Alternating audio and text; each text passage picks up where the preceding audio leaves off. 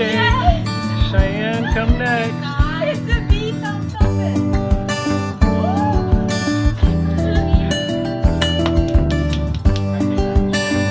Look at Brad.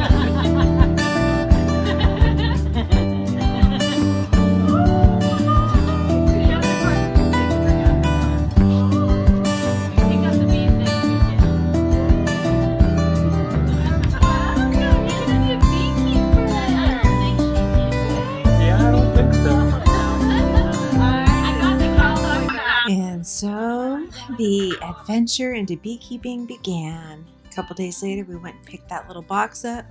It has about 3,000 bees in it. It's got a can of sugar water in it for them to feed off of while they're being transported. And it's got a sweet little queen in her own little throne room hanging inside of it. And so here we are. Cheyenne and I had just gotten back from the Carolina Honeybee Company in Traveler's Rest. And we are now taking that bee package and putting it in my brand new hive.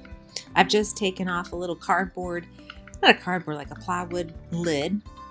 And now I'm trying to finagle the can of sugar water out. And very nervous, not sure if I'm doing anything right. And I will honestly say, as you watch these videos, the cringe factor for me is like at the highest level. I'm very embarrassed to expose myself and the mistakes that I've made. But this is how we learn, right? And so here I am trying to get to that can of sugar water, and it's starting to slide out. I banged the box so the bees would go to the bottom, and now Cheyenne just kind of covered it back up so the bees wouldn't fly around. One of the tricks to kind of get the bees to not go so crazy to fly is to spray them with sugar water, and the key is to lightly spray them with sugar water, and you will see throughout the video I am drowning them in sugar water. I was slightly excessive, but now that I've got the can out, I'm getting the queen's box out. The queen's box is about the size of a matchstick box, and in the box you've got the queen and a couple of other bees to keep her company, maybe 2 or 3 bees in there.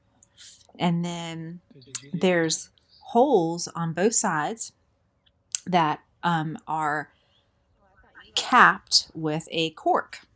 And on one side, if you take the cork out, the queen can get right out. It's like a quick release. And that's a bit risky. So on the other side, they put like a solid sugar, almost like a sugar cube inside the hole on the other side. And so once you take the cork off of that side, the sugar cube is accessible by the bees that are going to be inside the hive. And what they'll do is they'll eat the sugar so the queen can crawl through. Like they make a tunnel in the sugar and it releases the queen slowly. Usually it takes about 2 or 3 days. And so I took that cork cap off the sugar side and I just hung her inside the hive between 2 of the frames. And I took a tack and I tacked, there's like a little plastic strip that you can tack the queen box into. And so now that I've got her hanging inside the hive, I am now going to dump the box over and dump all of the bees, these poor bees, look at all that sugar water. I'm going to dump all of the girls in there and they're going to smell the queen bee again right away, and they're going to go right to her and try to get her out. They're going to start building out comb and or wax to put nectar in and for the queen to lay eggs in and start doing what bees do. And so I'm getting all those bees in there, and I'll put the frames back in, and I'll close it up and get some sugar water for them to eat off of. I'm trying to remember, this is April of 2020 when I'm getting them in. I got all my goodies for Mother's Day for my kiddos, and I think this was April. So there is a nectar flow going on right now, but they don't have any food stored up as of yet. So you kind of got to feed them until they can get a good store of food in the hive. So here I am about to close it all up. I'm going to put the top feeder on the top. And again, I'm a greenhorn. We didn't quite understand the dynamic of the top feeder, but that's it right there on the ground. And there's a silver screen that kind of goes down the bottom, and it allows the bees just to come up from the hive, get a drink of sugar water, and then carry it back to the hive. But because I was a greenhorn, I didn't really understand it, and someone had given me a different kind of feeder, which you'll see in just a little while. Problem with the feeder that I was using right away is, one, it's small, and two, because it's on the outside of the hive, it actually invites robber bees from other areas to come, and then my hive is having to compete for food and to battle out other bees. So you're about to see that pretty soon.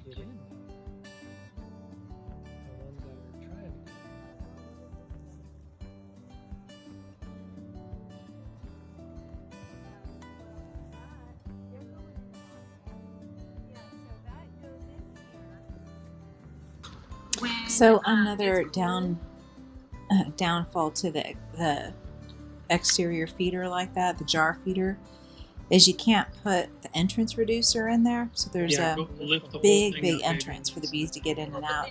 And there's a small little strip of wood that you can put in there to kind of reduce the entrance to deter robber bees, but also when the weather drops, kind of keeps things more insulated. But here we are, all done. There's me and Cheyenne after getting everything together. And there's her and Rosie Cotton, our little baby goat, who's huge now. And this is that evening I went and checked, and then I went the following morning and checked, which you'll see soon. But I left that there to let the straggler bees take their time to get in. But look, the sugar water is gone. The sugar water is out. So I already need to refill it.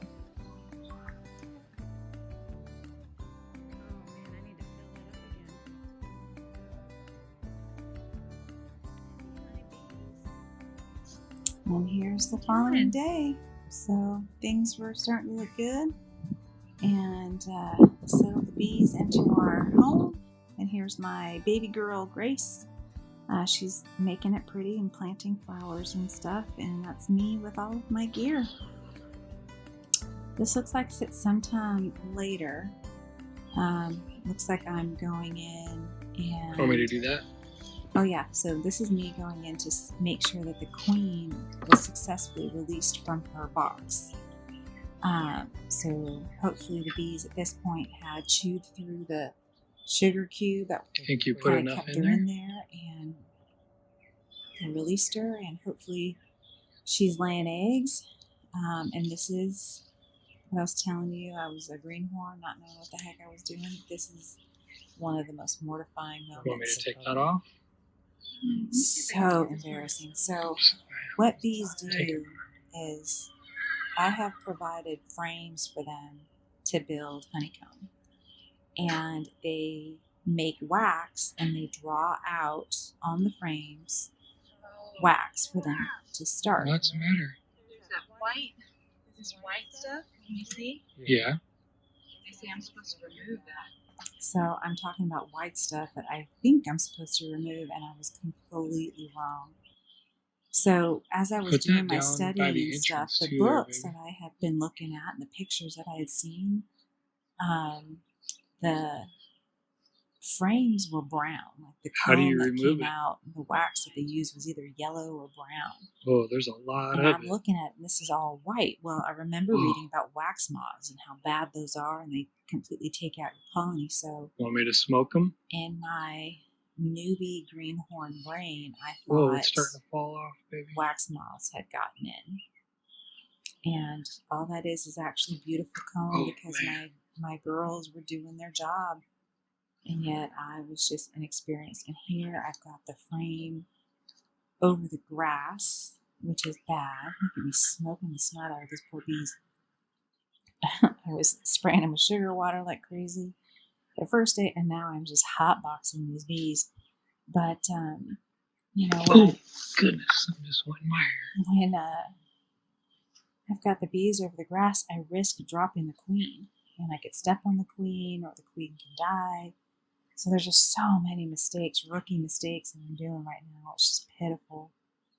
But in short, I land up scraping off perfectly good comb off of 2 frames before I tap the brakes and just say, I need to probably check into this a little bit more. And thankfully I did, because that wasn't too bad. I called the Carolina Honeybee. Is the queen still in that little Traveler's box? Rest, and they have been just integral in my beekeeping journey. Super grateful for them there. Tim and Susan have been awesome in educating me and laughing with me. Actually, I cried when I realized what I had done. But they walked me through what I needed to do and told me to stop scraping, that actually is healthy comb and they're doing what they're doing, and to please leave them alone, which I did. Yeah, babe, that's an awful lot. And so, what's crazy is I actually, if I recall, Isn't that all I honey? think before I closed up this hive on my first inspection, my husband actually saw the queen in the grass. And I was able to pick her up and put her back in the hive. She had a little paint dot on her that allowed her to be easily identified. And man, I couldn't believe it. So we found the queen and put her back in, but thank God my husband saw her, because that would have been even worse. It's supposed to look like cardboard. Yeah, I just said it's supposed to look like cardboard. That's what I was expecting to see, was this cardboard brood. Plastic. Because that's what I saw in pictures, and I didn't know what I was doing, but Oh, I got it, baby. But at this point, I'm like, I'm just going to stop doing what I'm doing and get some answers. And thankfully I did, because I would have killed this the hive probably would have swarmed. And there would have gone my first bee investment. And none of this looks like the book. Oh. My poor husband. He has so much patience.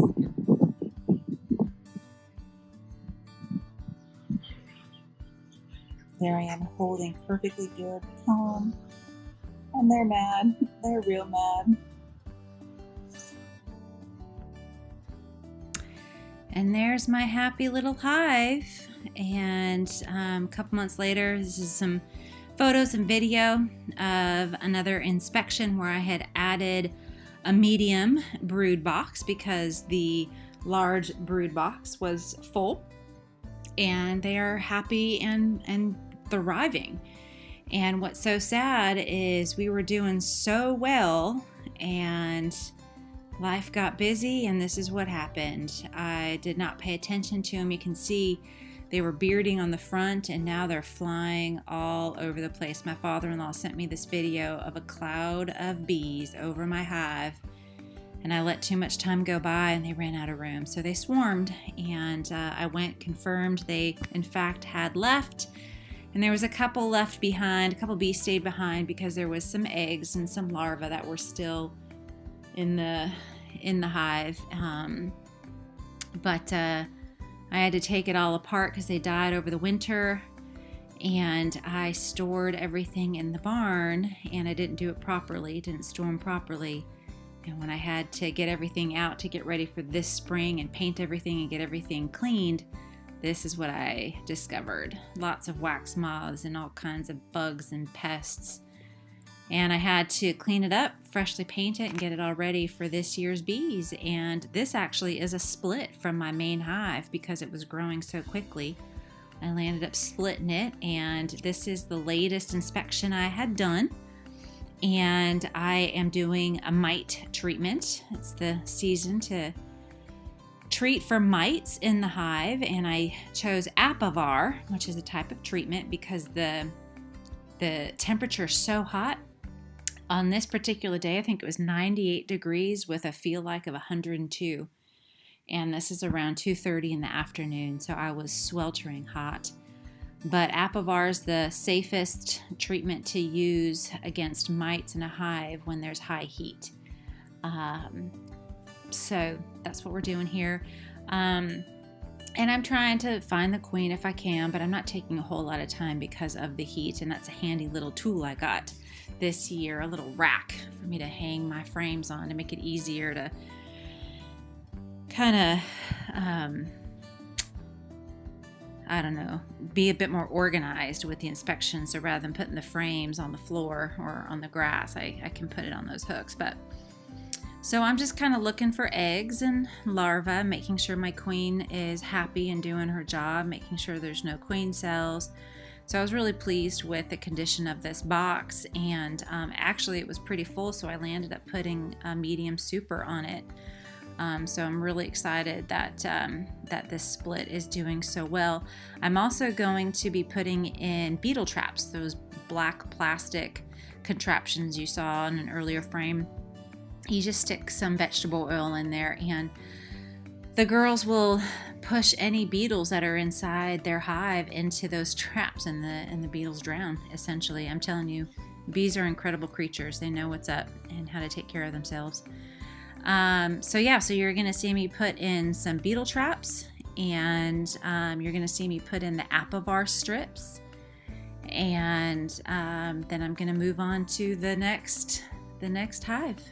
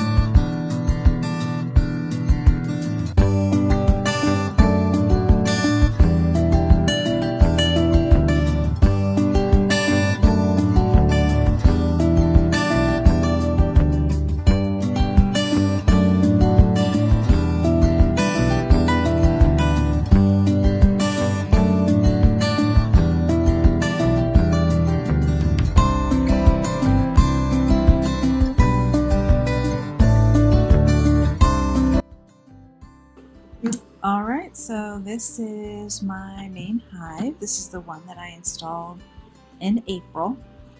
You can see there's 4 boxes there. I've got my deep box in the bottom, which is where I put my bee package in. And about a month later, that was full, so I put in a medium super up on top. And then when that got full, I was able to put in a shallow box, which is what you're looking at right now. But I put a queen excluder, which is that gray thing below the top box. You see like a really thin gray strip. That's actually a queen excluder. So what happens is I put a super up on top, and the queen can't get in to lay eggs. And so the girls go up there and the foragers come back and they cap honey there. And that capped honey is the honey that we're able to consume. And the queen can't lay eggs, so there's no brood in that section. And so I put that on there, and there's plenty of capped honey in that, and that's actually what I harvested this year, which you'll see a picture of it on the end. And that was so full, I landed up putting a second super on top, but that didn't really have anything. I think I had one frame that had capped honey.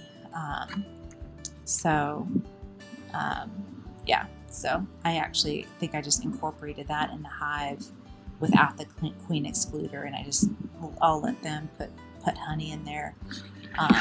And then when I go in, once the Apivar treatment is done, in about 5 weeks, I'll go in, and if there's capped honey that doesn't have any brood, I'll take that out and then leave anything that has brood for them. But yeah, so now I'm doing an inspection. You're going to see me do the same thing I did with the the smaller one, the split hive, looking for the queen, which I didn't really see, but I really wasn't taking my time because I was hot. But I'm going to put some beetle traps in. I'm going to put the apivar strips in, and then put the boxes back on. But you'll see that I'm not going to put the honey supers on. You'll see the deep box, the medium box, and I think I put the top feeder on there, but I didn't put sugar water in it because you can't feed sugar water during an apivar mite treatment. So, yeah, so that's what you're watching now.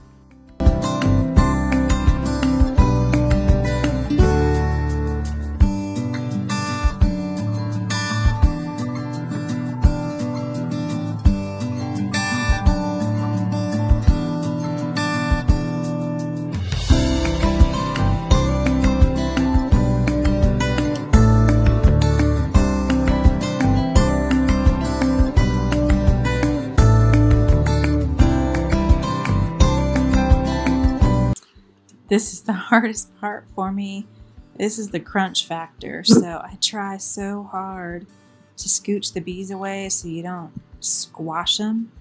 And that's why I'm trying to apply very little pressure to kind of give them a clue, like get out of the way. But there's always that crunch factor. And so I am right now. Oof, it's very sad. I hate crunching bees. So here's the apivar strip in the medium brood box. I don't know if this is the right way to do it or not. Like I said, I'm learning as I go. I probably maybe should have trimmed it down now that I think about it. But again, I was hot, didn't have scissors. You kind of just have to deal with what you got. But you see them sticking out a little bit. But yeah, so that was my apivar method there. And I'm gonna just kind of try to squash them down with the top feeder, and then I'll put the lid on.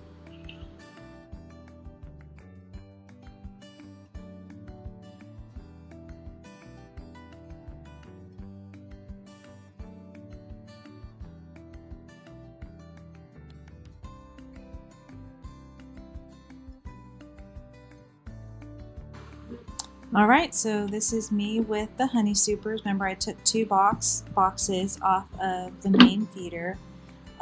One box only really had 1 frame of capped honey, so I'm taking the rest of the empty frames out, and I'll leave that one with the capped honey in there. And I am going to take the frames that you see kind of propped up. That's the other box that had capped honey, and I'm going to transfer. I'm taking the 2 boxes and combining them into 1 box that I'm going to take in the house and extract. Now, this was the biggest gong show because I was trying to figure out how I'm going to shake all these bees off of these frames that are full of capped honey, which is what they love, put them in a box, and then keep the bees away. And it, like I said, it was a complete gong show. So I did the best I could to brush off the bees off of these frames. And oh Lord of mercy, they were just everywhere. And so anyway, so I finally got all the capped brood in a box and put it in the truck. And then the empty frames still had bees all over the empty frames that didn't have honey, but they were just parked there. I don't know what they were doing. And I ended up taking those empty frames to my apple orchard, and so the bees would know to leave and go back to their hive. I was afraid if I left them by the hive, they would like draw honey. I didn't know. I didn't know what to do. So now I'm just like, okay, I just need to pack up. I need to clean up everything in the truck, and I drive over to the orchard, drop off the frames, and I still have bees all over my truck. So then I drive a little while to try to get the bees to get away from my truck in order for me to get to the house so I could take the box into my house without having bees in my house. And so anyways, I drove around, got to the driveway, still still a ton of bees. I took the box, put it on the back porch, put cardboard on top so no bees would come in, and then I landed up having to bring in one frame at a time and dodge the bees and try to keep them from coming out of the house. But here we did. We got them in. We extracted all that honey, and it was quite gratifying. And there's my harvest, my very first harvest.